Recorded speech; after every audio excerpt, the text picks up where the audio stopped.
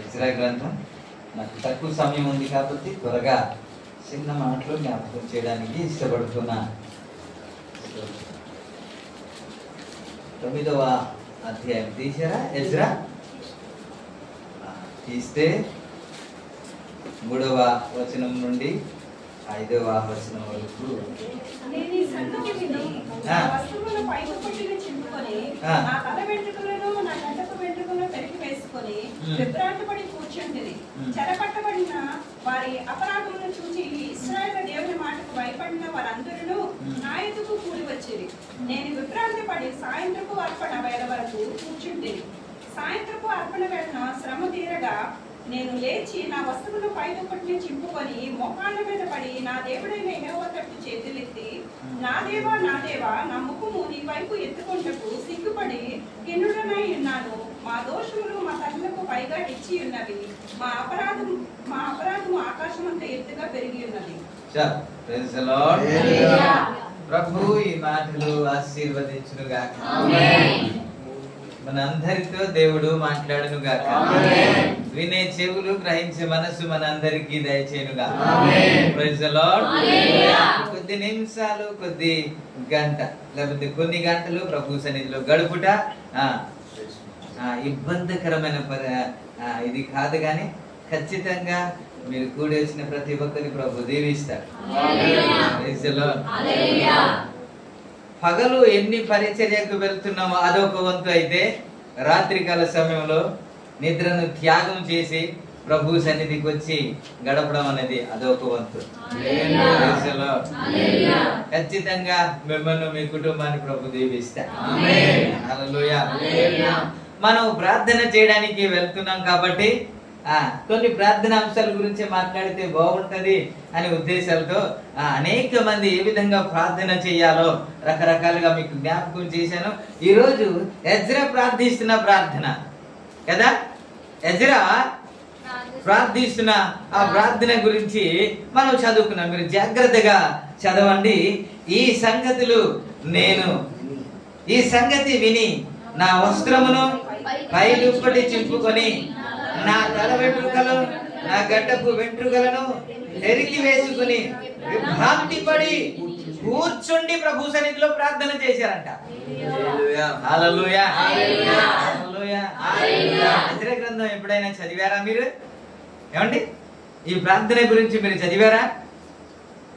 ఎప్పుడు బట్టలు చింపుకుంటాం, ఎప్పుడు జుట్టు చింపుకుంటా లాక్కుంటాం, గడ్డమును పెరిగి వేసుకుంటా ఎప్పుడు? భయంకరమైన పరిస్థితి జరిగినప్పుడే కదా,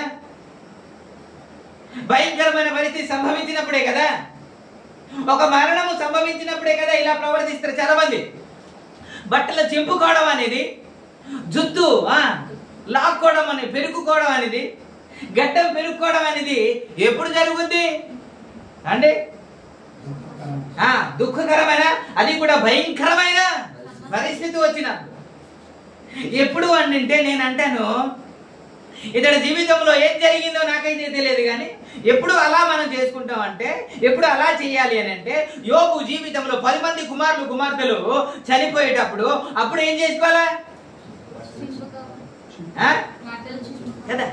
ఒకవేళ ఎజ్రా దగ్గరికి వెళ్ళి ఆ విధంగా అడిగితే ఏం మాట్లాడతాడో తెలియదు.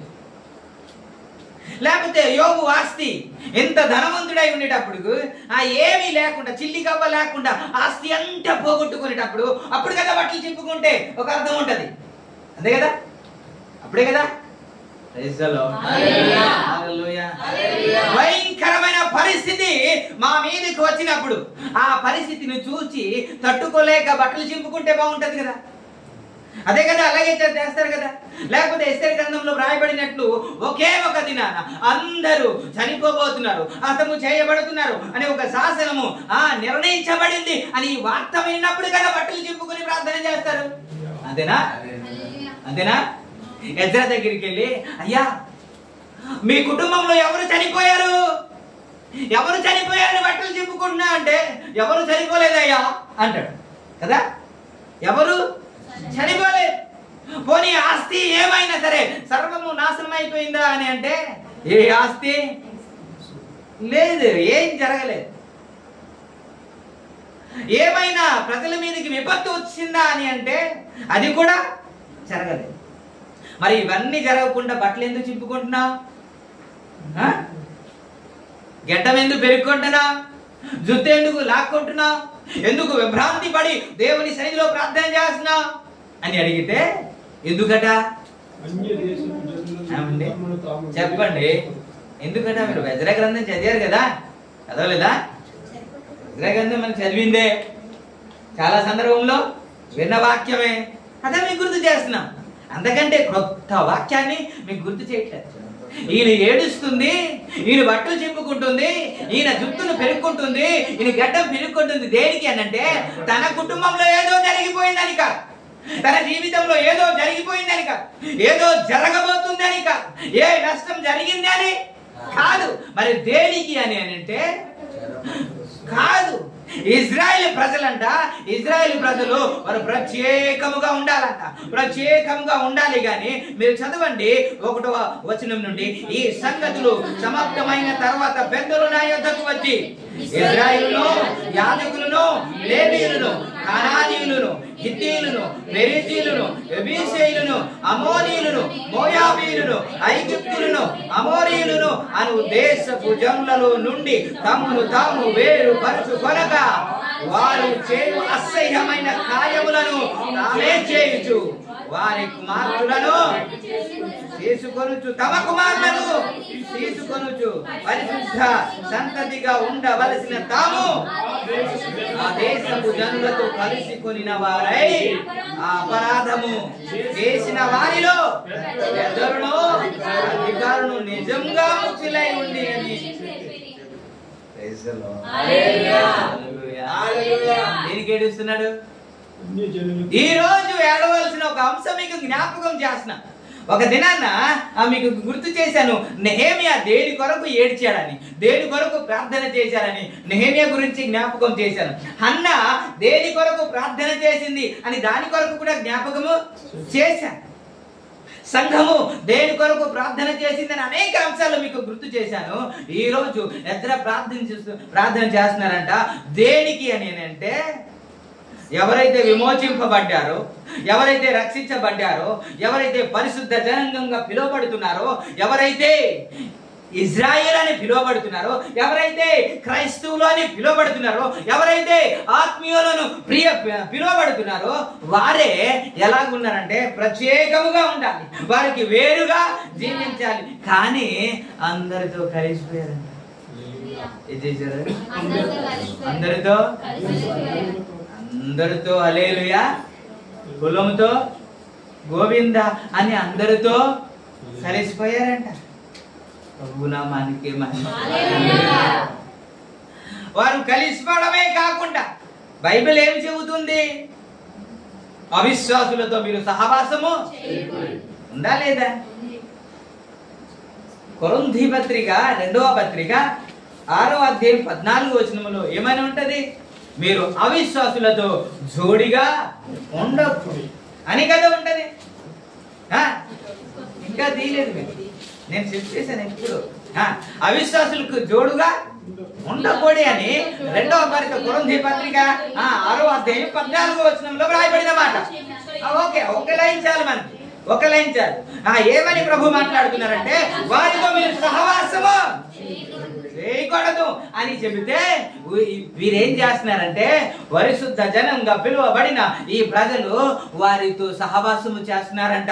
వారితో సహవాసమే చేయకుండా, సహవాసం మాత్రమే చేయకుండా వారు చేయు క్రియలు కూడా మాట్లాడండి ఏం చేస్తున్నారు?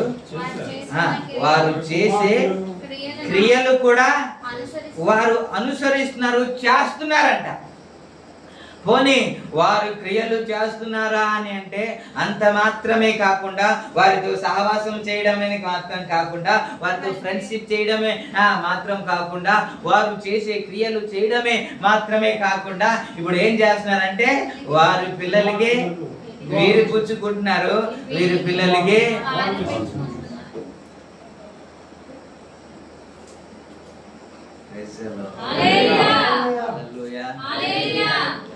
ఇలా జరగడం చూసినప్పుడు మనకి పెద్ద ఆశ్చర్యం అనిపిస్తుందా? చెప్పండి, మీరు విభ్రాంతి నొందుతారండి. ఇతడు క్రైస్తుడై ఉండి అన్యుడితో సహవాసం చేస్తే మీరు ఎప్పుడైనా విభ్రాంతి నొందారా? మీకు ఎప్పుడైనా ఆశ్చర్యం కలిగిందా? ఎప్పుడు కలగలేదు, మామూలే అనిపించి, అది పెద్ద తేడా ఏమి కాదు అనిపించి, అందరూ అలాగే ఉంటారు అనిపించింది కదా. కానీ మనలాగా కాదు ఎజ్రా. ఆ పరిస్థితులన్నీ చూసినప్పుడు ఇతడు విభ్రాంతి నుండి అనుకున్నాడు. అంటే చెయ్యరాని పని ఇశ్రాయేలు ప్రజలు చేశారని విభ్రాంతి నొందాడంట. ఇప్పుడు చెబుతున్నాను, ఇశ్రాయేలు ప్రజలే అలా ఉండాలా, లేకపోతే మనం కూడానా? ఏమండి, మనం కూడా ఉండాలా, లేకపోతే వారే ఉండాలా? వారే ప్రత్యేకించబడిన వారా, మళ్ళీ మనం కూడా ప్రత్యేకించబడిన వారా? మనము అన్యులతో సహవాసము చేయాలా, చేయకూడదా? అంటే వారి క్రియలు చేయాలా, చేయకూడదా? అంటే వారి పిల్లల్ని పుచ్చుకోవాలా, వద్దా? ఈ రోజు ఎలా జరుగుతుంది అని అంటే, వివాహము కొరకు అన్యుడైనా పర్వాలేదు, వివాహము కొరకు అన్యురాలైనా పర్వాలేదంట. అది ఎవరైనా పర్వాలేదు, చేసుకుంటున్నా. దేవుడు చెప్పిన మాట ఇంకా అర్థం కావు. ప్రత్యేకంగా జీవించవలసిన ప్రజలు అన్యజనులతో కలిసిపోయి వారి ప్రవర్తన వీరి ప్రవర్తనలాగా మారిపోతే అది చూసి ఎజ్రా ప్రార్థిస్తున్నాడు దేవునికి. దేనికి తెలుసా? వారి మీదకి శిక్ష రావాలని కాదు, మరలా వారు ప్రత్యేకంగా జీవించాలి, వారు పరిశుద్ధంగా జీవించాలని వారి కొరకు ప్రార్థిస్తున్నారు దేవుని ఎదుట. కొరింథీ రాసిన పత్రిక 6వ అధ్యాయము 18వ వచనంలో ఏమని వ్రాయబడింది అంటే, మనం జీవము గల దేవుని ఆలయమై ఉన్నాము, అందుకు దేవుడు ఇలాగూ సెలవిచ్చుచున్నాడు, నేను వారిలో నివసించి సంచరించును, నేను వారి దేవుడై ఉందును, వారు నా ప్రజలై ఉండరు. కాబట్టి ఎలా ఉండాలి? ఎలా ఉండాలి? మీరు ఎవరు బిడ్డలు? మీరు ఎవరు బిడ్డలు? మన తండ్రి ఎవరు? మన దేవుడు ఎవరు? మన దేవుడు యేసయ్య అయితే, మన తండ్రి ఆయన అయితే, ఆయన చెప్పిన మాట ఏంటి? నేను వారి దేవుడై ఉంటాను, వారు నా ప్రజలై ఉంటారు. కాబట్టి వారి మధ్యలో నుండి బయలు వెళ్ళడి ప్రత్యేకం ఎలా జీవించాలి? వారితో కలిసిపోవడం కాదండి. అది తల్లి అయినా తండ్రి అయినా, అది ఎవరైనా బంధువులైనా ఎవరైనా. ఒక మాట ఈ సందర్భంలో చెప్పనా, మీరు తల్లినైనాను తండ్రినైనాను ద్వేషించని ఎడల అనే మాట అంటే ఏంటి? తల్లిదండ్రులు దూషించమనా, ద్వేషించమనా?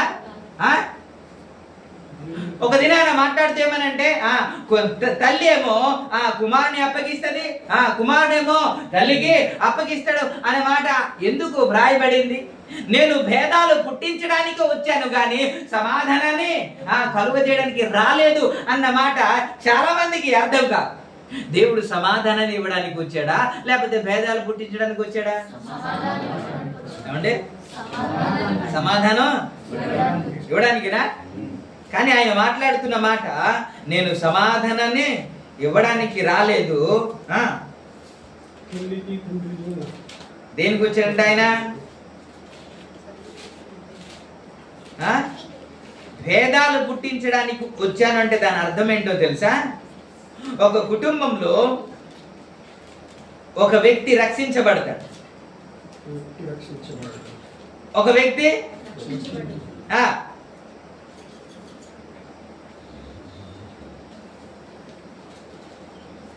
సందర్భంలో మత్తయి సువార్త 12వ అధ్యాయము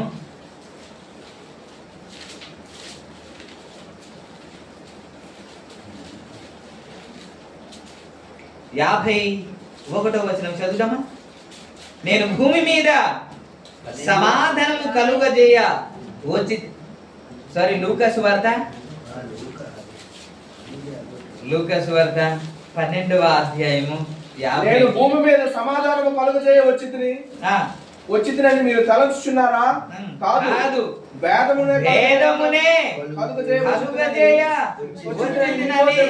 మీతో ఇదేంటిది? ఇదే తప్పు పడుతున్నా. మీరేమంటున్నారు?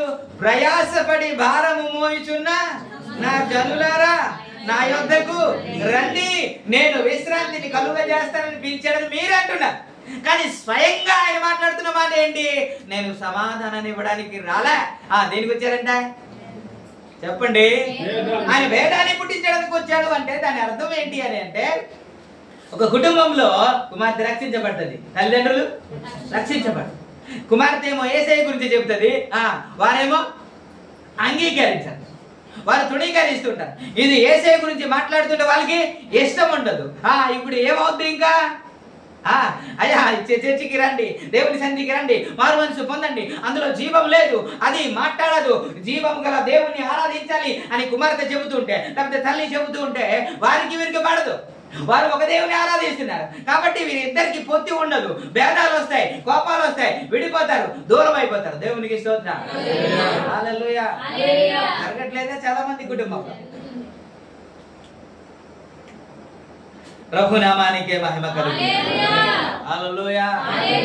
మనము అందుకే ఈ మాట ఎందుకు జ్ఞాపకం చేస్తున్నానంటే, మనము ప్రత్యేకముగా ఉండాలి. మనము ఒకవేళ తల్లిదండ్రులు అన్నిలే అనుకుందాం, వారి దగ్గర ఎలా ఉండాలి? మనం బయట మాత్రమే అన్యుల దగ్గర ప్రత్యేకంగా ఉండాలి. మన తల్లిదండ్రుల దగ్గర వాళ్ళతో కలిసిపోవాలి లేదా? మరి ఎక్కడ ప్రత్యేకంగా ఉండాలి? అవునండి, వారితో కలవకూడదు అని అంటే దాని అర్థం ఏంటి? ఏమనుకుందే అండి, మనం సరదాగా మాట్లాడుకున్నాం. కొంతమంది పండక్కి వెళ్తాం కదండి, ప్రేమగా పిలుస్తారు కాబట్టి వెళ్తారా లేదా? వెళ్తాం. కానీ వాళ్ళది మనం తింటామా? వాళ్ళు గుడికి వెళ్తారు, మనం వెళ్తామా? వారు ఏదో నాట్యం చేస్తుంటే అక్కడికి వెళ్తారు, మనం వెళ్తామా? వారు అగ్నిగుండం తొక్కుతుంటే చూడటానికి వెళ్తాం, మనం వెళ్తామా? లేదు, వెళ్ళాం. వారు పిలిచారు, జస్ట్ వెళ్ళాము, వాళ్ళు ఏదో భోజనం పెడితే తిన్నాం. ఇది పొరపాట? ఎందుకు పొరపాటు అండి? అంటే పొరపాట ఎలా? మనం ఏం చేసామని ముఖ్యమా?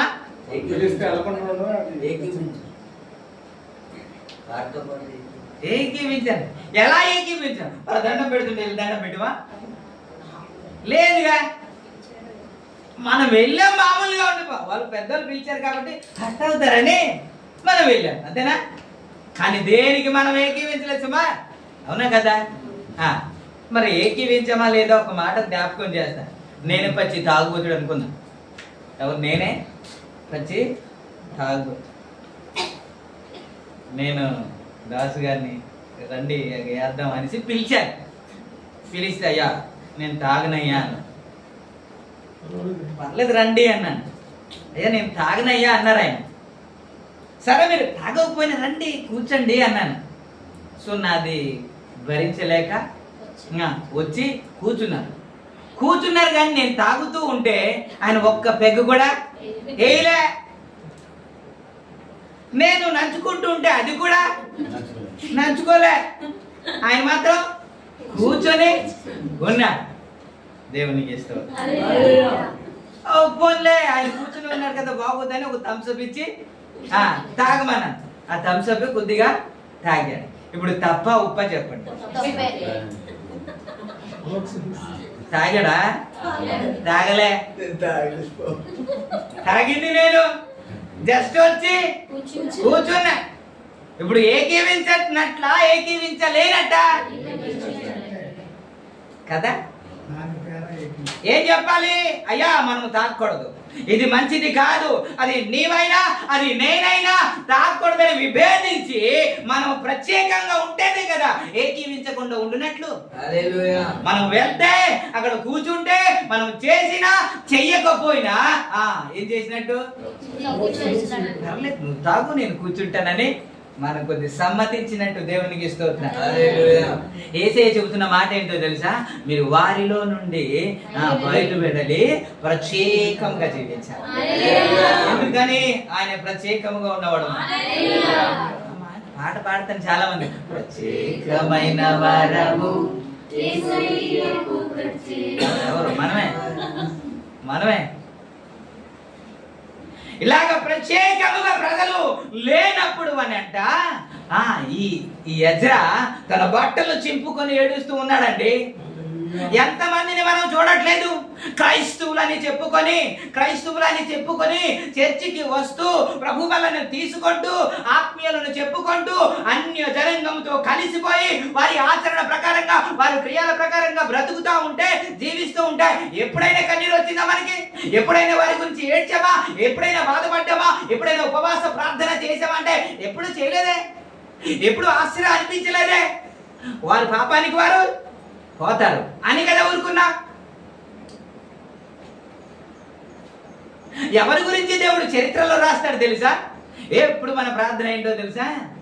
ప్రభువా నన్ను నా కుటుంబాన్ని దీవించు, అందరూ బాగుండాలి, అందులో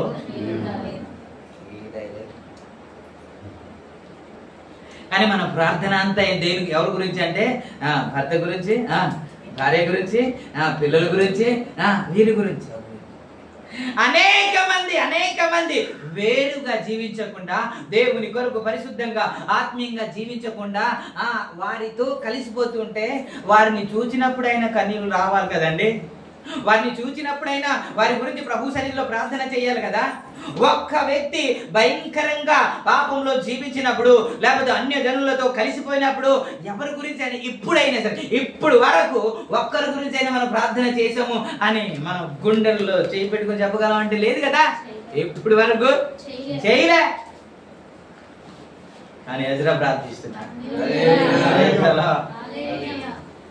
ఎవరితో కలవకూడదంటే వారితో కలుస్తున్నారంట. ఎవరి నుంచి ప్రత్యేకంగా జీవించాలని అని ప్రభు కోరుకుంటే వారి నుండి ప్రత్యేకంగా జీవించకుండా వారిలో కలిసిపోయి సంబంధం కూడా కలిపేసుకున్నారంట. ఏమిటి? ఏం కలిపేసుకున్నారు అని ఎక్కువ శాతం ఎవరైతే పెగ్గేస్తారో వారి మాయా అంటారు. మంచి సంబంధం కుదిరించుకుంటారు వాళ్ళు కదా.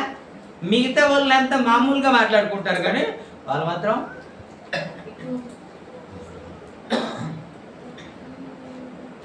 ప్రభునామానికే యేసయ్య కోరుకున్నది ఏంటో తెలుసు? ప్రత్యేకంగా జీవించాలి.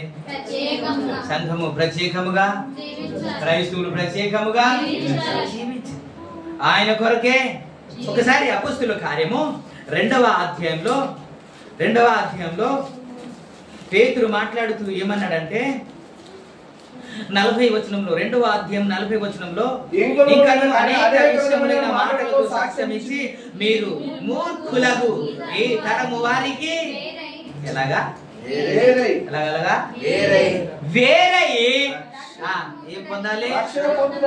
వారితో కలిసి రక్షణ పొందాలి కదా. వారి నుంచి వేరై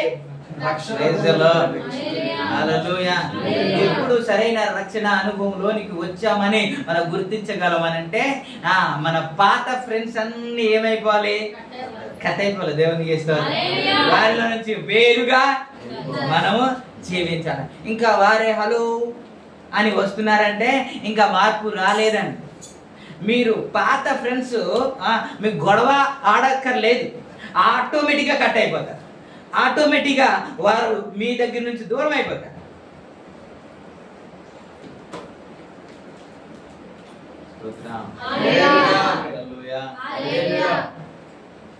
ఈ సందర్భంలో ఆయన ప్రార్థన చేస్తూ అందరినీ రమ్మన్నారంట. అందరినీ రమ్మని మీరు మీ పాపాలు ఒప్పుకోండి అని వారిని ఒప్పింపజేసిన తర్వాత వారు మాట్లాడుతున్నారు. ఎక్కడ నిలబెట్టాడంటే మందిరము లోపల కాకుండా మందిరపు వీధిలో వారిని నిలబెట్టాడంట. 10వ అధ్యాయంలో ఒక మాట మీకు జ్ఞాపకం చేస్తాను. 12వ వచనం నుండి చదువుతాం. అందుకు సమాజం ఎలుగెత్తి చెప్పినట్లుగానే మేము చేయవలసి ఉన్నది. అయితే జనులు అనేకులై ఉన్నారు. మరి ఇప్పుడు వర్షము బలముగా వచ్చుచున్నందున మేము బయట నిలవలేము. ఎక్కడ ప్రార్థన చేస్తున్నారు? ఎక్కడెక్కడ ఎక్కడ సార్ ప్రార్థన చేస్తున్నారు? గట్టిగా చెప్పండి. వర్షం వస్తే ప్రార్థనకు వస్తారా? ఒకవేళ వర్షం వచ్చే సూచన ఉంటే చెప్పండి. తడిసిపోతాయేమో, జ్వరం వస్తుందేమో కదా. వీళ్ళు ఎక్కడ ప్రార్థన చేస్తారు? బయట వీధిలో నిలుచోబెట్టి మీ పాపాలు ఒప్పుకోండి, ప్రభు సన్నిధిలో ఒప్పుకోండి, మీరు పరిశుద్ధపరచుకోండి అని బయట వీధిలో నిలబెట్టాడంట. అది మంచి వాతావరణం కలిగిన ఆ పరిస్థితి కాదు అని అంట. వర్షము కురుతుంది. వర్షంలో ఎవరు నిలబడతారండి? వర్షంలో నిలబడి కూడా ప్రార్థన చేస్తున్నారు. దేవునికి హల్లెలూయా, నామానికే మహిమ కలుగును. హల్లెలూయా.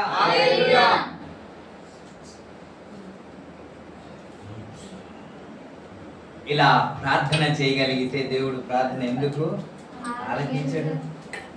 పౌలు కూడా ఒక సందర్భంలో గలతీ రాసిన పత్రిక 4:19 మాట్లాడుతూ ఏమన్నాడంటే, గలతీ రాసిన పత్రిక, నా పిల్లలారా క్రీస్తు స్వరూపము మీ యందు ఏర్పడే వరకు మీ విషయమై మరలా నాకు ప్రసవ వేదన కలుగుచున్నది. ఎవరి గురించి ఈయన ప్రార్థన చేస్తున్నాడు? ఎవరి గురించి ఈ నొప్పి? ఎవరి గురించి ప్రసవ వేదన? అంటే ఒక దినాన రక్షించబడి, ఒక దినాన ప్రభు స్వరూపము ధరించుకొని బ్రతుకుతూ జీవిస్తూ అనేకులకు సాక్షిగా నిలబడుతున్న ఈ బిడ్డలందరూ ఇప్పుడు తన స్వరూపాన్ని కోల్పోయారంట. తన స్వరూపాన్ని కోల్పోయిన తర్వాత ఇప్పుడు వారి కొరకు ఎవరు ప్రార్థన చేస్తున్నారు? చెప్పండి. ఈ అంశం మీకు నచ్చలే? నాకు తెలుసు ఈ అంశం మీకు నచ్చదు. ఎవరు ప్రార్థన చేయి, ఎవరు ప్రార్థన చేయి. మీరు ప్రార్థన చేస్తే మిమ్మల్ని దేవుడు ఆశీర్వదిస్తాడు అంటే స్తోత్రం అని అంటారు.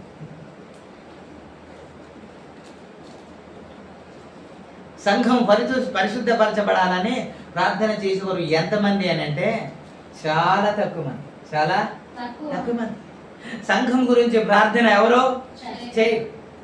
ఈ 21 రోజు ఉపవాస ప్రార్థన జరిగితే నేను వేరే వేరే అంశంలో నడిపిస్తాను అని వెళ్తే మన పాస్టర్ గారు వేరే అంశం ఏం చెప్పు? సంఘం కొరకు, సంఘ బిడ్డల కొరకు, సంఘ కుటుంబాల కొరకు, క్షేమం కొరకు, ఆత్మీయత కొరకు, ప్రార్థన కొరకు, దీని గురించే చెప్పు అని. ఇది ఏంటిది? మనం ప్రార్థన చేస్తే అందరి కొరకు కదా ప్రార్థన చేయాలి. ఈయన కుటుంబాల కొరకు ఎందుకు అని అంటే దీని కొరకు ప్రార్థన చేసేవారు తక్కువ అయిపోయారండి. మొదట సంఘము స్థిరపరచబడాలి. మొదట సంఘం బలపరచబడాలి. పరిశుద్ధపరచబడకుండా మన జీవితం వేరుబాటు జీవితం లేకుండా, మన ఆత్మీయ స్థితి కరెక్ట్ గా లేకుండా మనం సువార్త ప్రకటించినా సరే ఎవరు వినరు, మార్పు చెందరు. నీలో మార్పు వస్తే నీ కుటుంబంలో మార్పు వస్తుంది. నీ మాటల్లో మార్పు వస్తే నీ రక్త సంబంధంలో మార్పు వస్తుంది. మన బ్రతుకులో మార్పు లేకుండా ఇంకొకరు మారిపోవాలని మనం ప్రార్థన చేసినా లేకపోతే సువార్త ప్రకటించినా అది జరగదు. మన బ్రతుకులో మార్పు ఉండాలి. మన జీవితము మారిపోవాలి. ఆ జీవితం చూసి అనేక మంది ప్రభు చెంతకు రావాలి. చాలా సందర్భంలో చెప్తూ ఉంటారు ఏంటంటే, మీరు బైబిల్ తీసుకొని ఈ బైబిల్ చదవండి అని ఎవరికి ఇచ్చినా సరే ఆ బైబిల్ చదవరు. ఆ న్యూ టెస్టిమెంట్ గానీ లేకపోతే పత్రిక గానీ ఇంకా ఏది గానీ చదవరు. కానీ ఏది చదువుతారు తెలుసా? నీ జీవితం ప్రతిరోజు చదువుతారు. దేవుని హల్లెలూయా. నీ బ్రతుకు ప్రతిరోజు చదువుతారు. నువ్వు ఎలా నడుస్తున్నావు, ఎలా మాట్లాడుతున్నావు, ఎలా ప్రవర్తిస్తున్నావు, ఎలా చూస్తున్నావు అని ప్రతిదీ గమనిస్తూ ఉంటారు, ప్రతిదీ చూస్తూ ఉంటారు. దేవునికి స్తోత్రం. హల్లెలూయా. ఎప్పుడు ఎలా ఉండకూడదు తెలుసా? ఎలా ఉండకూడదు తెలుసా? మీరు చెబుతారు కానీ చేయరురా అన్నట్టు ఉండకూడదు. వీళ్ళు చెబుతారు కానీ చేయరు. క్రైస్తవులు అంటేనే ఏంటో తెలుసా? క్రైస్తవులు అంటేనే యథార్థత. యథార్థత అంటేనే దేవునికి స్తోత్రం. అందుకే ఆకుమతి దానియేలు పాడుతూ ఏమన్నానంటే, నీవే సువార్తగా జీవించు క్రైస్తవ, బోధే బ్రతుకైతే బ్రతుకు బోధ కాదా. అంటే బోధే బ్రతుకు అయిపోతే ఆ బ్రతుకే బోధ అయిపోద్ది అండి. దేవునికి హల్లెలూయా. మనకి అడగాల, నువ్వెందుకు సినిమా చూడవు, నువ్వు ఎందుకు తాగవు, నువ్వు ఎందుకు బూతులు మాట్లాడవు, నువ్వు ఎందుకు రకరకాల పనులు చేయవు అని అడిగేటప్పుడే కదా మారు మనసు కలిగి జీవించినట్లు. వరకు అది అడగలేదు అని అంటే వారితో మనము కలిసి ప్రత్యేకంగా ఏంటో తెలుసా, వారు సీరియల్ చూస్తారు, మనం చూడకూడదు.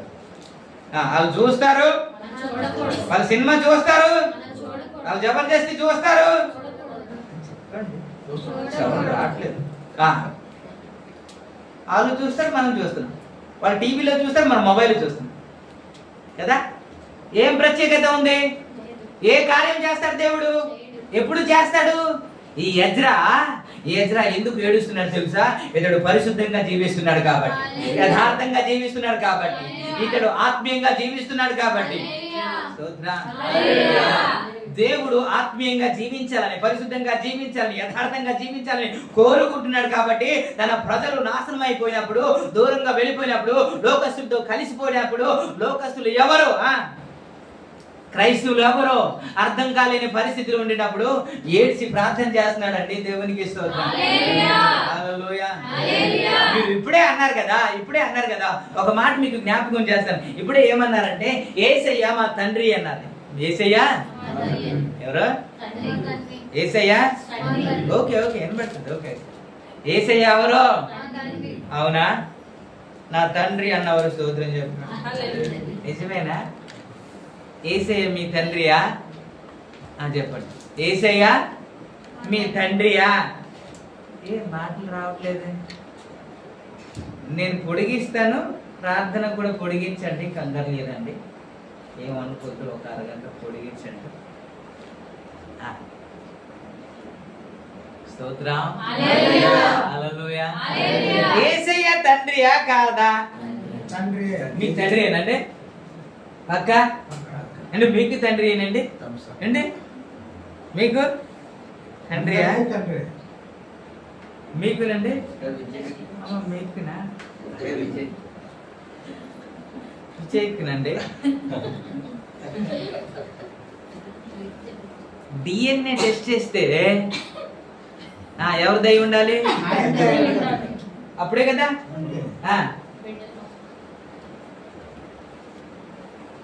రుజువు చేయబడాలి కదా. ఆయన హృదయం ఏంటో కదా, మన హృదయం అదే అయి ఉండాలి కదా. ఆయన గుండె ఏంటో, ఆయన రక్తము నీ రక్తం కలిస్తే కదా, ఆయన గుండె నీ గుండె కలిస్తే కదా, ఆయన ఆలోచన నీ ఆలోచన కలిస్తే కదా నువ్వు ఆయన కుమారుడు అంటే బాగుంటుంది. గుండె ఏంటో తెలుసా?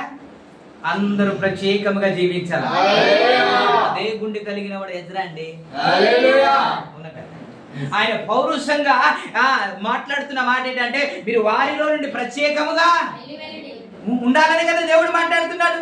ఇది మామూలుగా మాట్లాడేది కదా. నేను మీ దేవుణ్ణి కాబట్టి, మీరు నా ప్రజలు కాబట్టి, నేను మీకు తండ్రి కాబట్టి, మీరు నాకు కుమారులు కుమార్తెలు కాబట్టి మీరు ప్రత్యేకముగా ఉండాలి అని ఖచ్చితంగా దేవుడు మాట్లాడుతుంటే, అదే హృదయం కలిగిన వ్యక్తి ఎవరు అంటే ఎజ్రా అండి.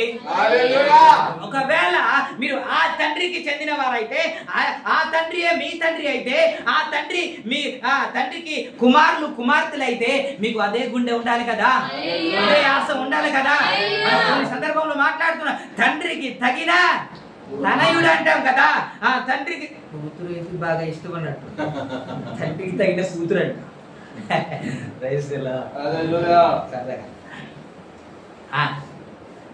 కూతురు మీద ఎక్కువ ప్రేమ, కొడుకు మీద ఎక్కువ ప్రేమ, అందుకే అలా మాటలు వచ్చేసాయి.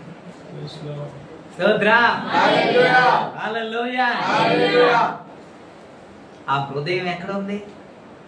ఎక్కడైతే నాశనం అయిపోతున్నారు, ఎక్కడైతే పరిశుద్ధత కోల్పోతున్నారు, వారి గురించి ఒక్క 5 నిమిషాలైనా వెళ్ళి ప్రార్థన చేసామా? అదంతా ఎందుకు సార్? ఒక మాట మీకు గుర్తు చేస్తాను. ఇప్పుడు 2వ సమూయేలు గ్రంథం మీరు చూస్తే 2వ సమూయేలు గ్రంథంలో దావీదు ఒక ధనుర్గీతము పాడుతూ ఆయన ఏడుస్తూ పాడుతున్న మాట 1వ అధ్యాయము 18వ వచనంలో మనం చూసుకుంటే సౌలును గూర్చి అతని కుమారుడైన యోనాతును గూర్చి ధనుర్గీతం ఒకటి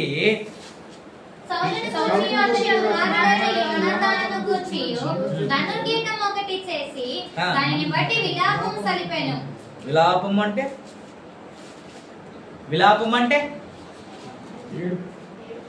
విలాపం అంటే ఏంటండి?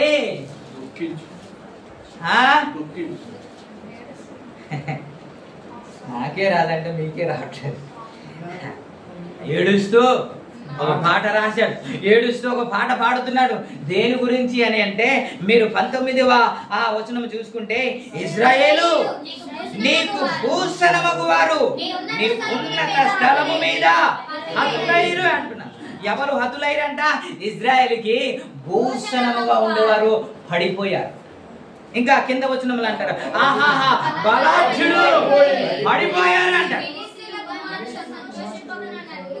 23వ వచనంలో ఆ చివరి రెండు లైన్లోనే వారు పక్షి రాజుల కంటే వడిగలవారు అని అంటారు. సింహముల కంటే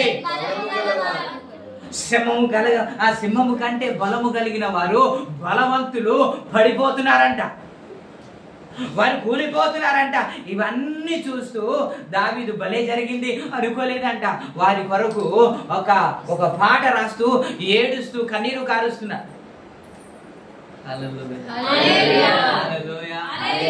నిజానికి సందర్భం ఏంటి అని అంటే ఆ సౌలు అతనికి బద్ధశత్రు ఉండే, అతను చనిపోతే, అతను పడిపోతే, అతని తరపున ఉన్న బలాఢ్యుడు అందరూ చనిపోతే లేకపోతే పడిపోతే ఇతడు సంతోషించాలి కానీ ఏడుస్తూ ఉన్నాడు. ఇజ్రాయెల్కి ఎవరైతే భూషణంగా ఉన్నారో, ఎవరైతే సంఘానికి భూషణంగా ఉన్నారో, సంఘానికి నడిపించే వ్యక్తులు పడిపోతూ ఉంటే, మరి ఇందాక జ్ఞాపకం చేసుకున్నాను ఏమిటి అని అంటే ఆ ఇజ్రాయిల్లో ఆ అన్య జనులతో కలిసిపోయిన వారు ఎవరున్నారంట? సంఘ పెద్దలు కూడా ఉన్నారు అని అంట, ముఖ్యులు కూడా ఉన్నారు అంటే ఆ సంఘాన్ని నడిపించేవారు ఆత్మీయంగా ఉన్నవారే, పరిశుద్ధులే, ఇంకా ఆత్మ అనుభవంలోనికి వెళ్ళిన వారే ఇప్పుడు ఏమవుతున్నారంటే పడిపోతూ ఉంటే, అన్య జనులతో కలిసిపోతూ ఉంటే అది చూసిన ఎజ్రా ఏడవకుండా ఉండలేకపోయాడు. వారు పడిపోయి వీడి పడిపోయాడు, ఆమె పడిపోయింది, ఈమె పడిపోయింది, ఆమె పాపం చేసింది, ఈమె పాపం చేసింది అని చెప్పుకోవడం కానీ ఆ పాస్టర్ గారు పాపం చేశారు, ఈ పాస్టర్ గారు పాపం చేశారు, ఆ సంఘ పెద్ద ఈ తప్పు చేశాడు, ఈ సంఘ పెద్ద ఈ తప్పు చేశాడు అని చెప్పుకోవడం కానీ ఆ సంఘ పెద్ద గురించి ఎప్పుడైనా ప్రార్థన చేసామండి? ఆ సంఘ పెద్ద మరలా లేపబడే వరకు ఎప్పుడైనా ప్రార్థన చేసామా? ఎప్పుడైనా కన్నీరు కార్చామా? ఆ సంఘం మరలా బలపరచబడే వరకు, మొదట స్థితి లేదుకి మరలా దేవుడు నడిపించే వరకు ఎప్పుడైనా ఉపవాసం ఉండి ప్రార్థన చేసామంటే లేదే.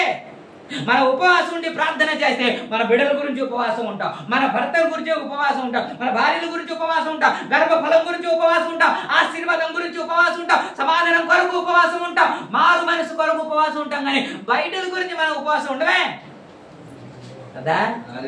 మనం అంటాం మనం ఎవరు కుమారులు, మన తండ్రి ఎవరు, ఆయన గుండె వేరు. DNA టెస్ట్ చేస్తే మీ గుండె వేరు, ఆయన గుండె మీరెవరో నాకు తెలియదు అనే కదా వస్తుంది. ఇంకో మాట మీకు జ్ఞాపకం చేస్తాను. సమూయేలు గ్రంథము ఈ సౌలు గురించి ఏడుస్తున్నారు. 1 సమూయేలు 15వ అధ్యాయము, 1 సమూయేలు 15వ అధ్యాయము 11వ వచనంలో సౌలుతో దేవుడు మాట్లాడు, సౌలు నన్ను అనుసరింపక వెనుక తీసి నా ఆజ్ఞలను గాయకునకపోయింది కనుక అతన్ని రాజుగా నిర్ణయించినందున నేను పశ్చాత్తాపపడుతున్నాను. అందుకు సమూయేలు కోపవశుడై రాత్రంతా యెహోవాకు 16వ అధ్యాయము 1వ వచనంలో అంతటా యెహోవా సమూయేలుతో ఇలాగూ సెలవిచ్చెను, ఇశ్రాయేలు మీద రాజుగా ఉండకుండా నేను విశ్వసించిన సౌలు గురించి నువ్వెంతవరకు చాలు చాలు చాలు చాలు. ఎవరి గురించి ఏడుస్తున్నాడు ఈయన? దేవుని ఆజ్ఞను తృణీకరించి, లేకపోతే రాజుగా ఉండి దేవునికి అనుకూలంగా జీవించవలసిన ఒక వ్యక్తి పడిపోతే ఆయన గురించి కదా ఏడుస్తున్నాడు. ఇంతవరకు ఒక నాయకుడు చనిపోతే, ఒక నాయకుడు పడిపోతే, అలాంటి నాయకుడు లేపబడాలని ఎన్ని రోజులు ప్రార్థన చేశాం? అద్భుతమైన ప్రసంగం చేస్తున్న ప్రవీణ్ పగడాల గారు ఆ చనిపోతే, అలాంటి దైవ సేవకుడు, ఇటు హిందూ గ్రంథం కావచ్చు, అటు ముస్లిమ్స్ ఖురాన్ కావచ్చు, ఇక అనేక గ్రంథాల్లో పట్టు ఉన్న వ్యక్తి, ఇట్టే సమాధానం చెప్పగలిగిన వ్యక్తి, చిరునవ్వుతో అందరినీ ఆకట్టుకుని సమాధానం చెప్పగలిగిన ఆ వ్యక్తి, అలా వ్యక్తి తయారు అవ్వాలంటే 1 రోజుల్లో, 2 రోజుల్లో, 1 సంవత్సరంలో, 2 సంవత్సరంలో కాదు, ఆయన 24 సంవత్సరంలో ఆయన ధ్యానం చేస్తూ, చదువుతూ, అన్ని గ్రంథాలు చదువుతూ, అందరితో మాట్లాడుతూ, అందరిని ఒప్పిస్తూ వస్తున్న అలాంటి దైవ సేవకుడు మరలా లేపబడాలని ఎన్ని రోజులు మీరు ప్రార్థన చేశారు? ఇప్పుడు వరకు ప్రార్థన చేయలేదే? ఇప్పుడు వరకు 1 నిమిషం కూడా ప్రార్థన చేయలేదు కదండి. మరి మీరు ప్రార్థన చేయకుండా ఎలా లేపబడతారు? పడిపోయిన వారు ఎలా నిలబడతారు కదా? మనం ప్రార్థన చేయకుండా సంఘం మనం ఎప్పుడు దేని మీద తెలుసా? అందుకే మీరు 3 గంటల నుంచి 5 గంటల వరకు చేసే ప్రార్థన ఏంటో తెలుసా? అయ్యా వాడికి నొప్పి అయ్యా, వాళ్ళకి జ్వరం అయ్యా, వీళ్ళకి ఏమో నడుము నొప్పి అయ్యా, ఇదేగా, ఇంకేమైనా ఉందా? అదే కదా. ఎప్పుడు మన ప్రార్థన అంతా స్వస్థత మీదే నడుస్తుంటది కానీ ఆత్మీయత మీద మాత్రం లేదు. మన ప్రార్థన అంతా అందరూ ఆశీర్వదించబడాలి, అందరూ సమాధానము పొందాలి, అందరూ దీవించబడాలి, అందరూ మేలు పొందాలి, ఇదే కదా. అందరూ యథార్థంగా ఉండాలి, అందరూ పరిశుద్ధంగా ఉండాలి, అందరూ ఆత్మీయంగా ఉండాలి, అందరూ ప్రార్థన పరులుగా ఉండాలి అని ప్రార్థన లేదు కదా. ఈయన ప్రార్థన అంతా ఏంటో తెలుసా? అందరూ పరిశుద్ధంగా మార్చబడాలి, అందరూ ప్రత్యేకముగా జీవించాలి, కోరినట్టే జీవించాలి. అలాంటి ఆశ కలిగిన వ్యక్తి కాబట్టి ఎజ్రా నీ దేవుడు చరిత్రలో నిలబెట్టాడు. ఈరోజు మనం ప్రార్థన చేయగలిగితే ఖచ్చితంగా దేవుడు నిలబెడతాడు. ఇప్పటికే మీ మదిలో మెదులుతూ ఉంటాడు, ఎంతమంది పడిపోయారా? నీకు నీ మదిలో ఒక ఆలోచన వచ్చి ఎంతమంది ఒక దినాన ప్రభు చేత వాడబడిన వారు ఇప్పుడు కృంగిపోయారని మీకు గుర్తు వస్తూనే ఉంటాయి. వారి కొరకు మనం ప్రార్థన చేయగలిగితే దేవుడు ఖచ్చితంగా వారిని బలపరుస్తాడు, నిలబెడతాడు ఆయన. మనం ఒక దిన పడిపోలేదండి, మనం పడిపోయిన తర్వాత దేవుడు లేవనెత్తలేదండి, మనం బలపరిచి వాడుకోవట్లేదండి, మనల్ని వాడుకుంటున్నాడంటే మన గురించి ప్రార్థన చేసేవారు ఎవరో కొంతమంది ఉన్నారు కాబట్టి, మన గురించి ప్రార్థన చేస్తున్నారు కాబట్టి ఈ రోజు దేవుడు లేవనెత్తాడు, ఆయన మనల్ని వాడుకుంటున్నాడు. హల్లెలూయా. ఏ దైవ సేవకుడైనా వాడబడాలంటే సంఘం చేసిన ప్రార్థన బట్టే వాడబడుతుంది. Praise the lord. కానీ పాస్టర్కి ఏదో టాలెంట్ ఉందని, అతనికి మంచి జ్ఞానం ఉందని, తెలివి ఉందని కాదు, సంఘము వారి కొరకు ప్రార్థన చేస్తున్నారు కాబట్టి దైవ సేవకులందరూ బలంగా వాడబడుతున్నారు. కాబట్టి పడిపోయిన వారు లేవనెత్తబడాలంటే సంఘం వారి కొరకు ప్రార్థన చేయాలి. ఒకవేళ పరిశుద్ధులు పాపాత్ములు అయిపోవాలంటే మరలా వారు పరిశుద్ధులుగా మార్చబడే వరకు మనం ప్రార్థన చేయాలి. దావీదు ప్రార్థన చేయలేదండి, ఆయన హిమము కంటే తెల్లగా మార్చయ్యా అని తన మట్టుకు తను ప్రార్థన చేశాడు కదా. ప్రార్థన చేశాడు కాబట్టి దేవుడు కనికరించాడు. సౌలు ప్రార్థన చేయలేదు కాబట్టి ఆయన పడిపోయాడు. కాబట్టి మనం ప్రార్థన చేయగలిగితే ప్రభు కార్యం చేస్తాడు. ఒకటే వచ్చే ఆదివారం మంచి సందేశాన్ని మీకు జ్ఞాపకం చేస్తాను, రాకడ సందేశంలో జ్ఞాపకం చేస్తాను. మనం దేని కొరకు సిద్ధపడాలంటే రాకడ కొరకు సిద్ధపడాలి. హల్లెలూయా. ప్రతి ఒక్కరు ఆత్మీయులుగా మారిపోవాలి, ప్రతి ఒక్కరు యథార్థవంతులుగా మారిపోవాలి, ప్రతి ఒక్కరు ప్రార్థన పరులుగా మారిపోవాలి, ప్రతి ఒక్కరు లోపం లేని వారుగా మారిపోవాలి, ప్రతి ఒక్కరు ఎత్తబడే సంఘంగా మారిపోవాలి. మారిపోవాలి. ప్రతి ఒక్కరు యోగ్యులుగా మారిపోవాలి. ఈ రోజు ఫ్లైట్ కూలిపోయినా నేను పరలోక రాజ్యానికి వెళ్తాను అనే నిశ్చయత నీలో ఉండాలి. వీడియో క్లిప్పింగ్స్ అన్ని మీకు ఆదివారం చూపిస్తాను. ఎలాంటి జరిగిందో, ఏ సంఘటన జరిగిందో అవన్నీ చూపించి మీకు వాక్యం చెప్పడానికి ప్రయత్నం చేస్తాను. ఈ మాటలు ప్రభు ఆశీర్వదించును.